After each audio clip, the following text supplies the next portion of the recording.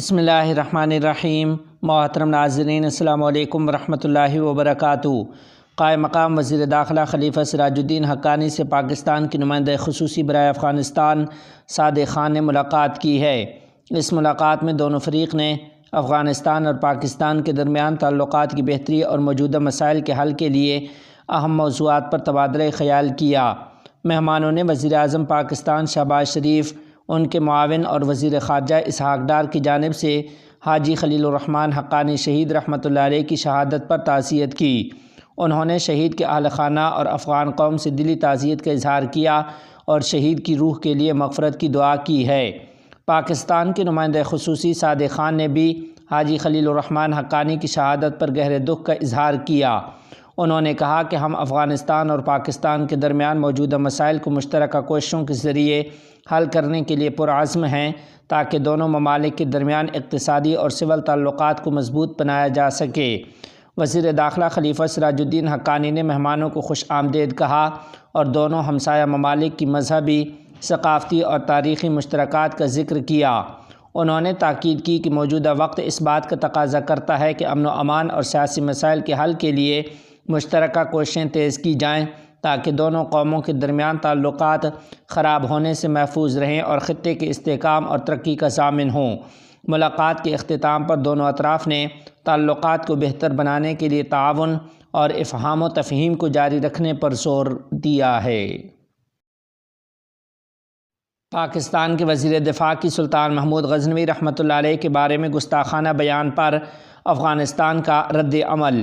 تفصیلات کے مطابق پاکستان کے وزیر دفاع کے سلطان محمود غزنوی رحمۃ اللہ علیہ کے بارے میں گستاخانہ بیان پر رد عمل دیتے ہوئے امارت اسلامیہ افغانستان کے نائب ترجمان ملا حمداللہ فطرت نے ایک جاری بیان میں کہا ہے کہ پاکستان کے وزیر دفاع خواجہ آصف نے ایک پاکستانی چینل کے ساتھ بات چیت میں کہا کہ سلطان محمود غزنوی رحمۃ اللہ علیہ ہندوستان لوٹ مار کے لیے آتے جاتے تھے اور خواجہ آصف کے بقول وہ سلطان محمود غزنوی کو کوئی ہیرو نہیں مانتے۔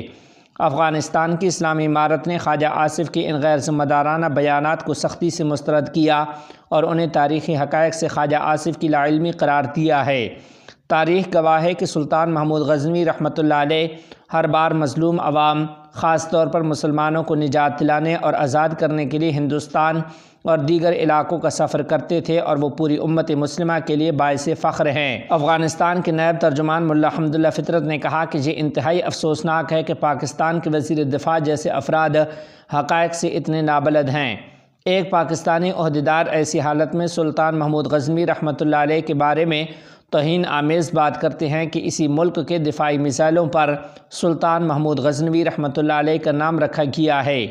اگرچہ سلطان محمود غزنوی رحمۃ اللہ علیہ اصل میں ایک افغان مسلمان تھے، لیکن انہوں نے علاقے کے تمام مظلوم اور خطرے میں گھرے عوام کے ساتھ اپنے ایمانی ذمہ داری کے تحت تعاون اور ہمدردی کی اور ان کے جان و مال کا دفاع اپنا فرض سمجھا۔ وہ سب کچھ جو آج خواجہ سرا اور ان جیسے لوگ تصور بھی نہیں کر سکتے۔ مولانا سعد کے حامیوں کی گرفتاری کا مطالبہ کرتے ہوئے بنگلہ دیش علماء کا ککریل مرکز میں دھرنا دینے کا اعلان۔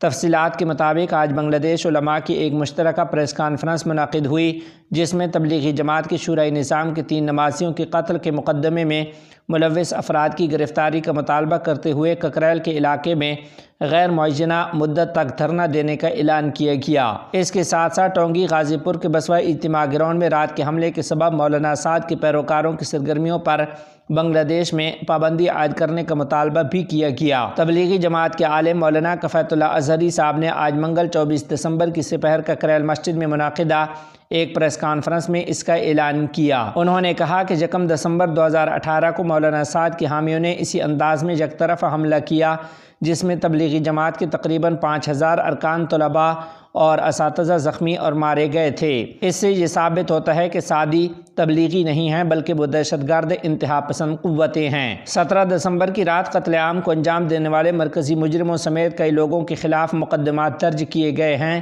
لیکن ملزمان کی گرفتاری اور انہیں انصاف کے کٹہرے میں لانے کی کوئی پیش رفت نظر نہیں آتی۔ افسوس کے ساتھ کہنا پڑتا ہے کہ 17 تاریخ کی رات ٹونگی فیلڈ کے انچارج قانون نافذ کرنے والے افسران کا کردار بھی قابل اعتراض تھا۔ صورتحال کو دیکھتے ہوئے لگتا ہے کہ فاسٹ عوامی لیگ کی حکومت اور اس کے اتحادیوں نے سعد پرستوں کے ذریعے ملک کو غیر مستحکم کرنے کی سازش کی ہے۔ اس بلیو پرنٹ کو عملی جامہ پہنانے میں انہیں ایک پڑوسی ملک اور اسرائیل کی براہ راست حمایت حاصل ہے۔ انہوں نے یہ بھی کہا کہ حملہ کرنے والے دہشت گرد سعد کے حامیوں کی تمام سرگرمیوں پر ریاست کی طرف سے پابندی عائد کی جانی چاہیے اور 17 دسمبر کی رات کے قتل عام اور 1 دسمبر 2018 کے حملوں میں ملوث تمام افراد کو جلد از جلد گرفتار کر کے انصاف کے کٹہرے میں لایا جائے۔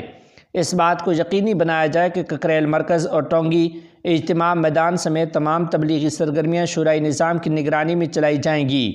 مولانا کفایت اللہ اظہری صاحب نے کہا کہ ان مطالبات کو عملی جامہ پہنانے کے لیے آئندہ جمعرات کی صبح 9 بجے ککریل اور اس کے گرد و نواح میں غیر معینہ مدت کے لیے پرامن دھرنا دیا جائے گا۔ بنگلہ دیش کے معروف دینی تعلیمی ادارے جامعہ شریعہ ملی باغ نے 17 دسمبر کو رات گئے اجتماع میدان میں سوئے ہوئے تبلیغی جماعت کے ارکان پر گھات لگا کر حملہ کرنے والے دہشت گرد معاذ بن نور کی تعلیمی اسناد منسوخ کر دی ہیں۔ اس سے قبل 20 دسمبر جمعہ کی رات پولیس نے معاذ بن نور کو قتل کے الزام میں دارالحکومت کے خیل کھیت سے گرفتار کر لیا تھا۔ جامعہ شریعہ ملی باغ کے قائم مقام محتمم مولانا ابو سعید صاحب کے دستخط کردہ ہنگامی اعلامیہ میں معاذ بن نور کی طالب علمی اور سند منسوخ کر دی گئی ہے۔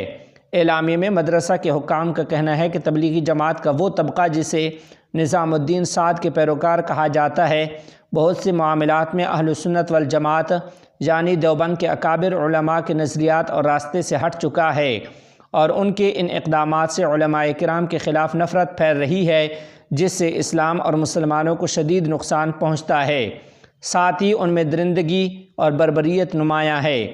جامعہ کی طرف سے جاری اعلامیہ میں کہا گیا ہے کہ ملک کے روایتی دینی تعلیمی ادارے جامعہ شریعہ ملی باغ کے آئین کے مطابق اس جامعہ کے ہر طالب علم اور استاد کو اہل سنت والجماعت کے مسلک، عقیدہ، فکر اور شعور سمیت علماء دیوبند کے مشرب، افکار و اصول کا مکمل پیروکار ہونا ضروری ہے۔ واضح رہے کہ معاذ بن نور والد مرحوم انجینئر نور محمد گاؤں چایاشی ضلع پارا ضلع نیترکونا نے 1431 ہجری مطابق 2010 عیسوی میں تعلیم مکمل کی تھی، لیکن حال ہی میں جامعہ کی نسبت سے پہچان رکھنے والے اس معاذ بن نور کو تبلیغی جماعت کے اس حصے کی قیادت کرتے دیکھا گیا ہے جو صحیح نظریات سے ہٹ کر غلط نظریات کا حامل ہے، جو کہ انتہائی افسوسناک ہے۔ اس کے پیش نظر تمام اساتذہ اکرام کے مشترکہ فیصلے کے مطابق دفتر جامعہ سے یہ اعلان کیا جاتا ہے کہ مذکورہ شناخت کے حامل معاذ بن نور کی طالب علمی اور تعلیمی اسناد منسوخ کر دی گئی ہیں۔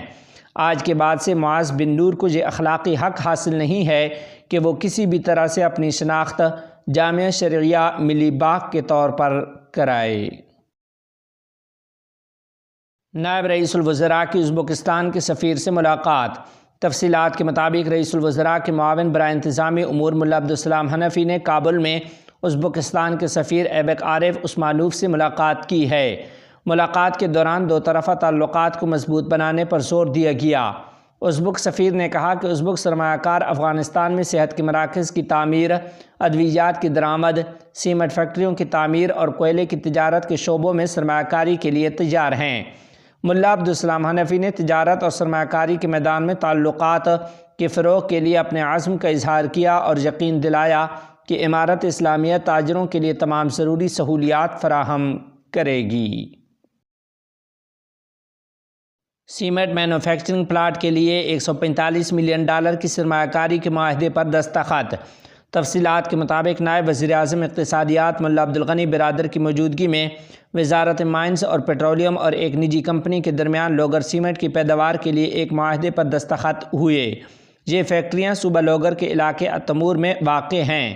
نجی کمپنی ان کی تعمیر کے لیے تقریباً $145 ملین کی سرمایہ کاری کرے گی اور ان کی یومیہ پیداواری صلاحیت 2500 ٹن سیمنٹ ہوگی۔ ان فیکٹریوں میں سینکڑوں شہریوں کو روزگار کے مواقع میسر ہوں گے اور نجی کمپنی علاقے کے مکینوں کو صحت اور تعلیمی خدمات بھی فراہم کرے گی۔